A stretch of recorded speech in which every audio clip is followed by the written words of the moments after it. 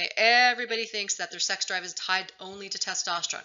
Well, I just got done telling you that yes, while it's important for your sex drive, estrogen and progesterone are also very, very important. Now, half of your testosterone is made in your ovaries. The other half is made in your adrenal glands. So once women go into menopause, they lose half of their testosterone production. This is also true if you've had your ovaries surgically removed. And then once you're in menopause, depending on how well your stress response system works, your testosterone level could be normal, high, or low. So don't assume that just because you are in menopause that your testosterone will be low, because that may not always be the case. The approximate amount of testosterone a female makes during her optimal peak of testosterone production is about 0.3 milligrams. This is important because when we start talking about hormone replacement, and I've seen women on ridiculous amounts of testosterone, 1 milligram, 5 milligrams, 10 milligrams, it's important that you know how much your body normally makes at its peak. So we don't want to try to overdo what the body already did perfectly well.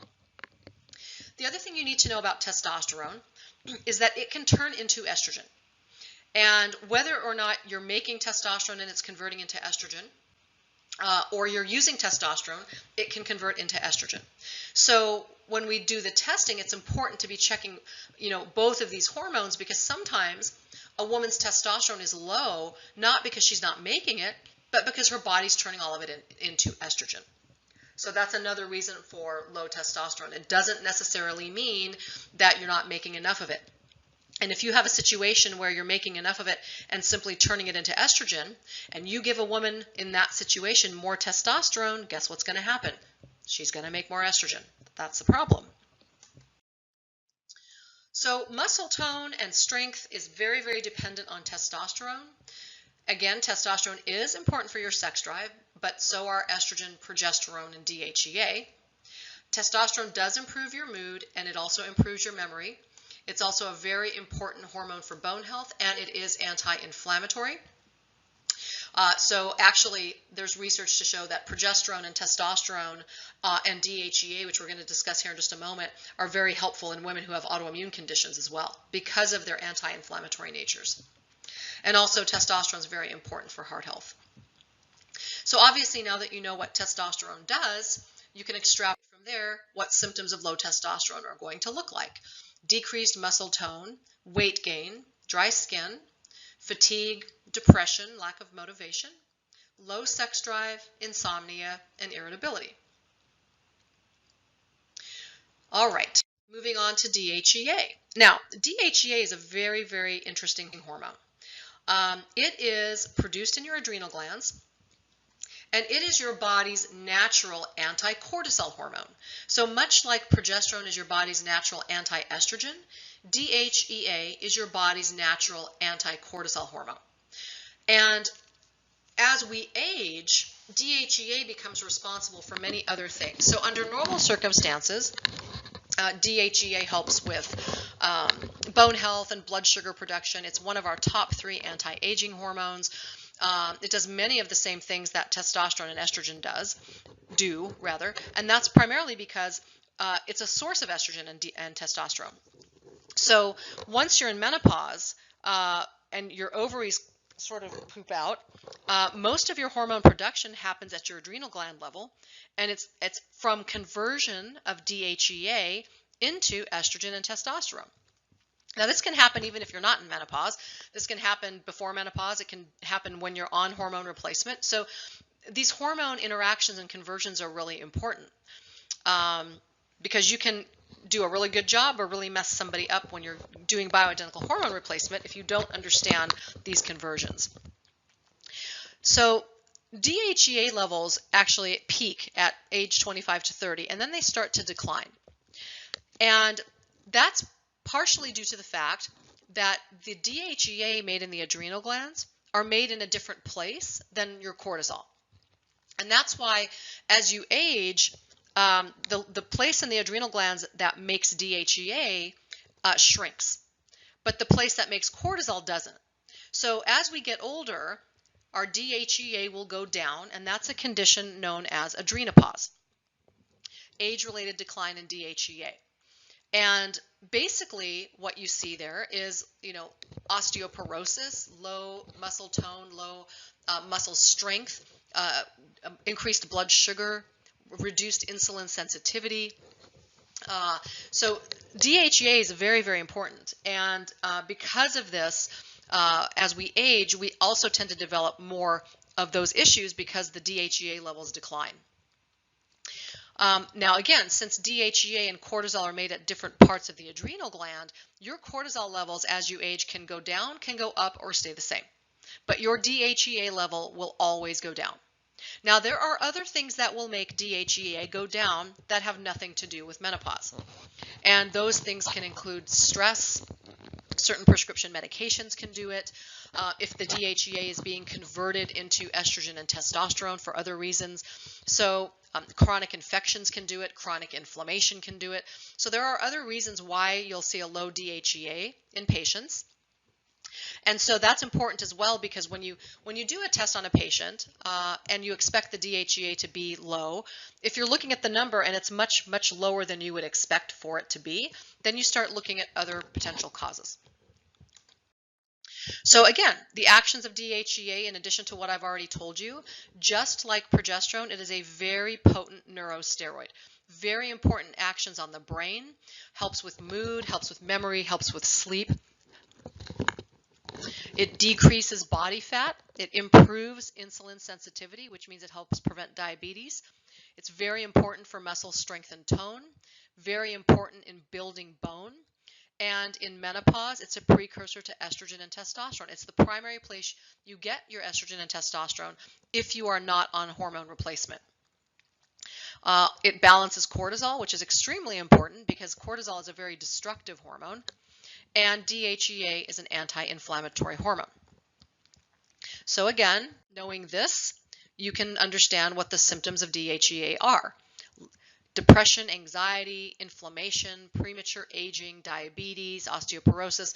One of the interesting things that you'll see in people who are DHEA deficient, and this happens usually only in this situation, is if they are losing hair in their pubic areas, under their arms, and on their legs.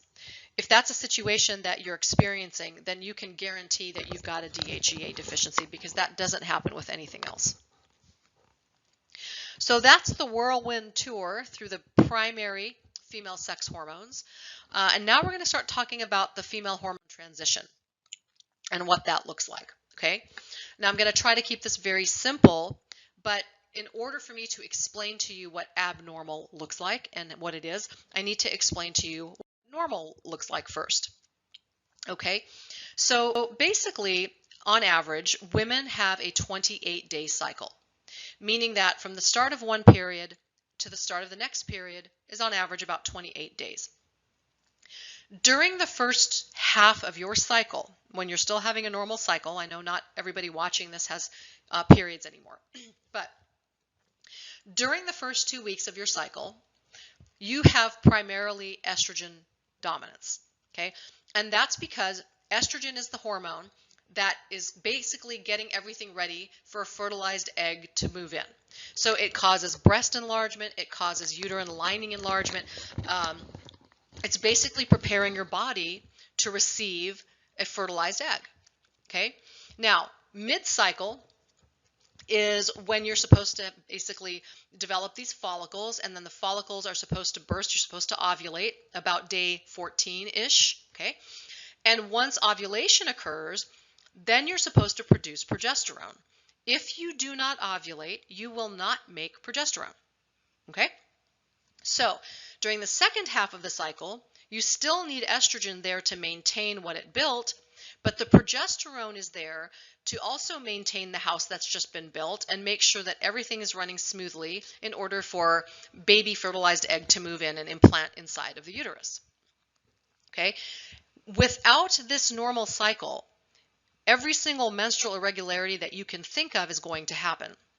And we're going to talk about estrogen dominance in just a moment, but given all of the things I just told you that these two hormones do, you can also understand why, if there is an imbalance between these two, it's going to affect a lot more than just your period.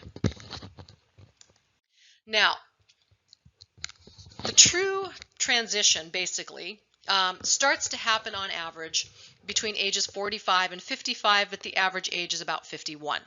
Now, for some women, obviously there's a genetic predisposition, but a lot of our mothers had hysterectomies for whatever reason, and we're not really sure.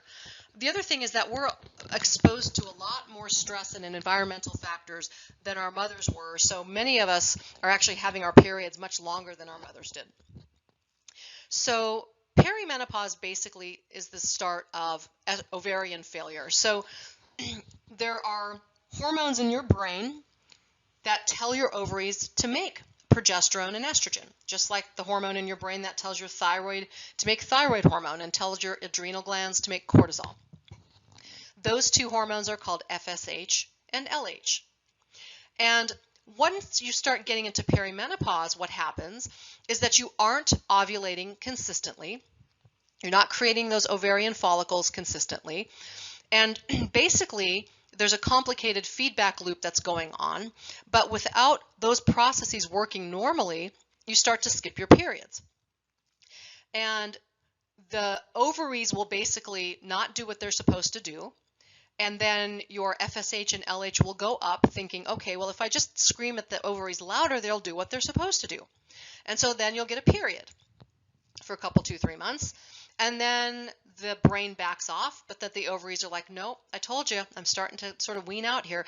And so the levels will go down again of progesterone and estrogen. And then that will feed back up to the brain to kick back up those levels of FSH and LH. And so that's why during perimenopause, there are periods where you'll actually have bleeding and periods where you won't. And that can vary for everybody. 1 month with a period, 2 or 3 months without one, 2 or 3 months with a period, 4 or 5 months without one. That can look a lot of different ways.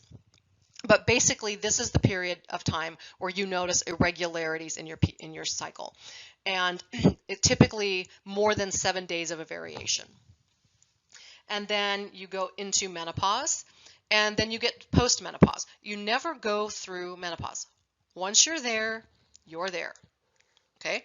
You'll notice that most of the really severe symptoms that women have with these hormonal imbalances tend to happen during perimenopause, and it's because things are all over the place. So perimenopause, as I said, begins at approximately 45 to 50 years of age. On average, it's about at age 51. And if unhelped, untreated with bioidentical hormones, symptoms can last approximately 4 to 6 years. Your ovaries, basically, as I explained, they're just not consistently producing estrogen, and obviously you're not ovulating consistently anymore, so you're not making progesterone. And your menstrual cycles will vary. But technically, if there's more than 7 days, if it's more than 7 days off your normal, if you skip more than 2 cycles, if you have intervals of missed periods, obviously you're in perimenopause. And that's an indication that you're not ovulating as frequently. Now, once you get into menopause, basically what that means is that you haven't had a period for at least 1 year. And at that point, your estrogen levels are low. Your progesterone levels are very low. Remember, I explained that the primary organ that produces hormones at that point is your adrenal glands. And these hormones are being primarily produced from DHEA. Testosterone levels can vary, again, depending on several other factors. So again, remember, you don't go through menopause. Once you're there, you're there. And because the average life expectancy of a female living in this country now is 89 years of age, most women can expect to live over 1/3 of their lifetime in menopause. And that's why bioidentical hormone replacement is so critical, because it's such a key piece of disease prevention and disease reversal. Now, I'm going to spend a few minutes talking about estrogen dominance, and this concept can be confusing. So obviously, if there are questions about this, bring them to the Q&A session so we can discuss. But regardless of where you are in life, you will always be estrogen dominant. Always, always. Okay? With the exception of the time that you have a perfectly normal level of estrogen and you ovulate and you make a perfectly normal amount of progesterone. Now, the reason why that's not the case for us is because there's so many other factors in our environment that raise our estrogen levels and things in our environment that act like estrogen. And I'm going to talk about that in just a moment. The only time in our lives also that we're not estrogen dominant is when we're pregnant. And that's one of the reasons why not being pregnant is an independent risk factor for breast cancer, because you go for 9 more months of your life, or however many times you would have been pregnant, with all that estrogen around. Okay, so you will see that from age 35 to about age 50, we lose 75% of our progesterone, but we only lose about 35% of our estrogen production, primarily from the ovaries. So you'll see that really after the age of 35, and honestly, even before that, to be honest with you, we're typically estrogen dominant. And even after we go into menopause, if you're not on any type of hormone replacement, you will always make more estrogen than progesterone. So even though you will be estrogen deficient, your estrogen that is there is still going to dominate your hormonal picture, and that's why we tell you that you're still estrogen dominant.